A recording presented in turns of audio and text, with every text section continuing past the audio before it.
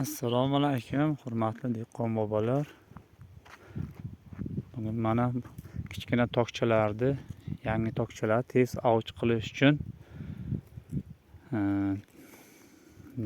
1-2-3 yilga hosilga tez kirish uchun nima qilgan ishlarimizni aytib o'taman. Bular mana 1 yil oldin ekkan, bu 2-yil hosil ham nishon ham ko'rsatib qoldi. Toklarimiz bu yerga araliqlariga kartoshka ekdik. Bularni tagiga yaxshi amofos berib tokchalarga hamma yerlarga tokchalar ekkanmiz. Amofos berib turib tagini mana sal uzoqroqdan tog' bori sachib turib ag'darib chiqdim buni. Hozir o't o'sib qoldi. Bularni avji tezlashish uchun tog' bori bersak bo'ladi, 1-2 yilmi 3 yilga. Mana 2 yillik tokchalarimiz mana hosilga kirgan. Hosillari bor mana. Avji mana ko'ryapsiz, yaxshi avj qilishi tokchalarni. Mana shu amofosni tagiga chopib, sal uzoqroqdan tog' borini sachib berdim. Endi bular 1-2 yilga bu yil ham berib turaman. Kelgusi yildan hosil ko'payavergandan keyin mol poriga o'zgartiramiz, gunga o'zgartiramiz bularni.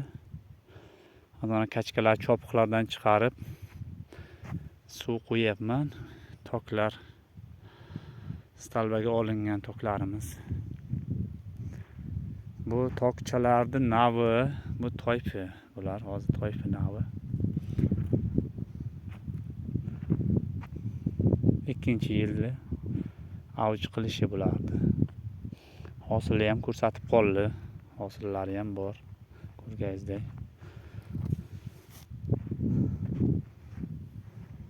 Kachkalarni ham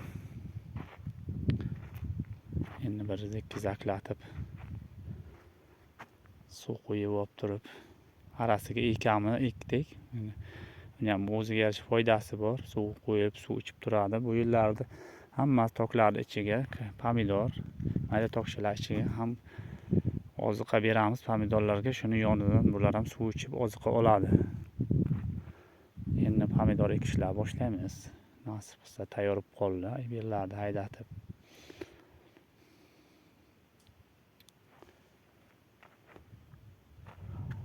kelgusi yildan shifallarga ko'taramiz. Bularni ham katta bo'lyapti.